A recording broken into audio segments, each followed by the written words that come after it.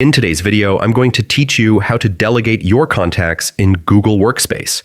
Delegating your contacts is a great way to efficiently manage communications and collaborate with your team, especially if someone is helping you with administrative tasks. As the central hub for all your professional apps and services. Once there, locate the admin console prominently displayed on the homepage. Click on it and log in using your business email, ensuring you have the necessary administrative permissions.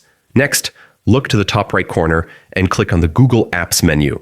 From the drop-down, select the admin icon. This takes you into the admin settings where you can manage various aspects of Google Workspace.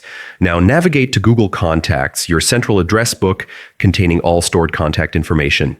Inside Contacts, click on Settings, represented by a small gear icon in the upper right corner. From here, select Delegate Access, click Invite Delegate, then type in the name or email of the person you want to grant access to. Double-check the details to ensure accuracy, then click Send.